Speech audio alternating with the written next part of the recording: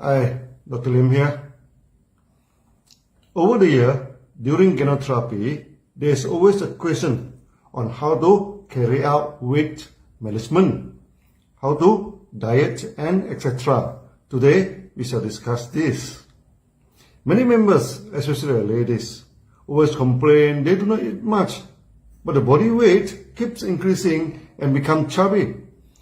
I have seen one extreme case. She only took chocolate and tomato on a very strict diet, but the body remained overweight. She wished to know why. She's not eating much, but why the body is overweight. Of this, we must know why the body become obese. There are two main reasons for that now. The first is due to overeating, which most of us already know. The second reason is due to weakness in metabolism, which is very few people know it, okay? And we shall cover it here shortly. Many people think that we should take 3 meals a day to maintain good health and good energy. But our body digestive system is at the strongest activities from 11 o'clock to 1 p.m. Okay, strongly suggest that 1 meal per day is sufficient for the body. Many people never control their meals and eat throughout the days. In the morning, they take breakfast, then tea break, then lunch, then afternoon tea, dinner, and before sleep, go for supper. We have explained in our past video, when you eat too much, you are stressing your liver and pancreas. That lead to many chronic diseases and depression. Yes, you do not get me wrong. The more you eat, the more depressed you are. During the meeting in Australia, many members complain about obesity. Then I explained my experiences in Australia to them. When I first arrived in Australia, I ordered a meal for my wife, my assistant, and myself. The meals were too big, we could not finish it. The second time, we ordered 2 meals and shared by 3 people. We still could not finish it. The third time, we ordered only 1 meal and 3 people sharing it. Could you believe it? We could not finish the meal. Eating so much for every meal for sure will land your health in trouble. After meeting in Australia, one member from Greek heritage brought me for a Greek restaurant. The dinner started with a huge plate, looked like a boat. We have veggie, meat, fish, sauces, and it. Wow. After eating, I thanked the member for the dinner. And he said, "What dinner? This is just an appetizer." Then the real dinner came. It's served with a whole lamb leg, and a whole fish so big. I never forget the dinner. And remind the member, if you continue to eat like this you will end up with a lot of problems. The question now is how to cut down the amount of food, and yet we do not feel hungry or discomfort. There are a few ways we can be on diet and not feel uncomfortable and hungry all the time. There is one habit that is important, which is to eat the food slowly. Chew it well before you swallow it down. Chewing the food and tasting it well gives you the satisfaction of eating.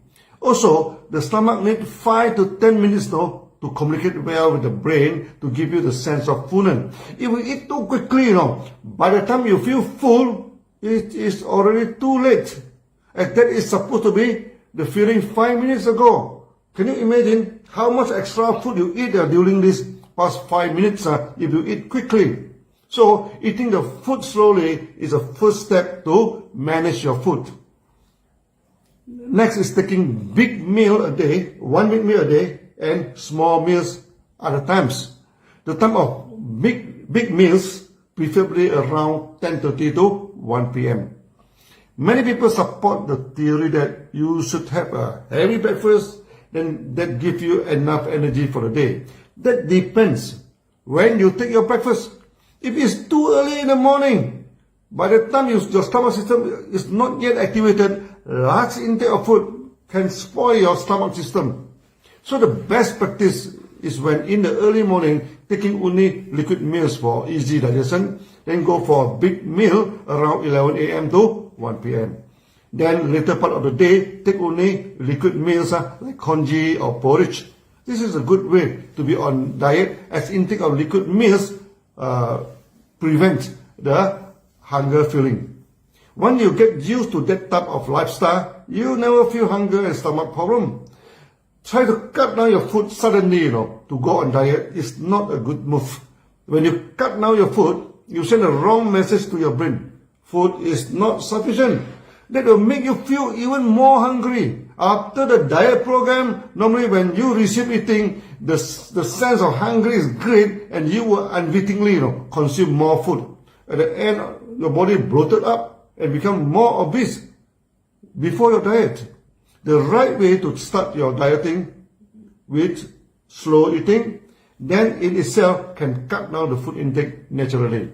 Then goes for 1 big meal and 2 small meal approaches, using liquid meals to replace the solid meals.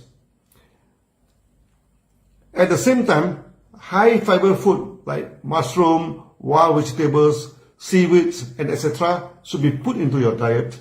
That give you the fullness of eating less a lot of calories.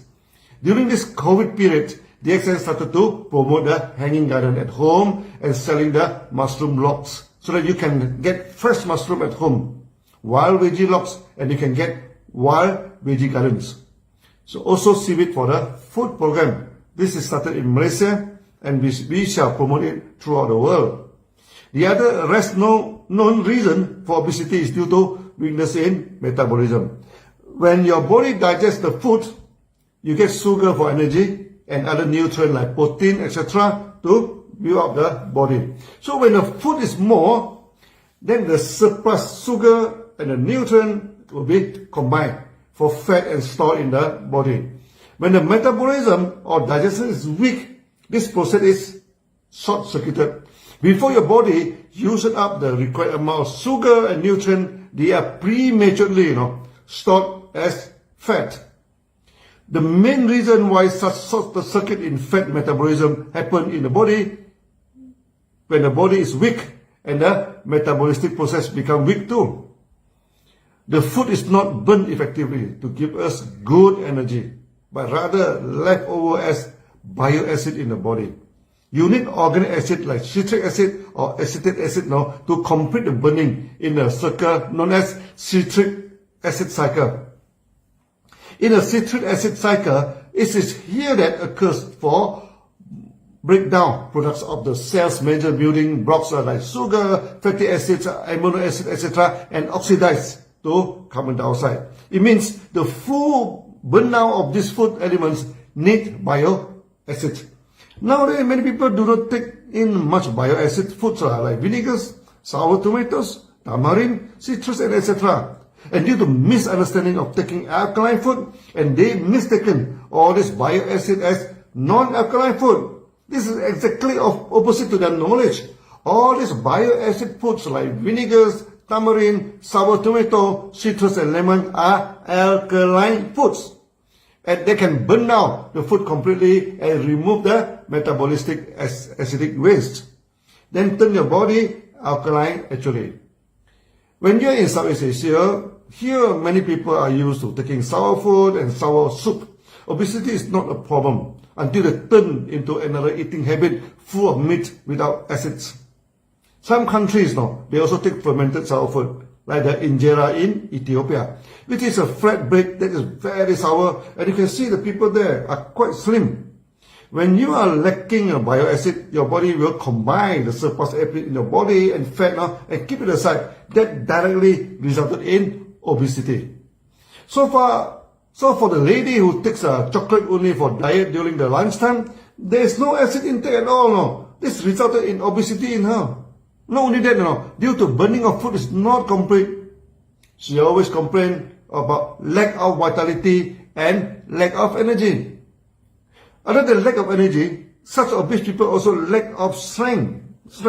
They mean they cannot lift a heavy thing or go for long exercise. So when a person is obese, lack of energy and lack of strength, you are very sure he or she suffer from lack of bile acid. Taking organic vinegar regularly is good for health. The accent has produced moringa, cordyceps, vinegar, and etc., which are full of bile acid and very good for health. That's all for today. See you then. Bye bye.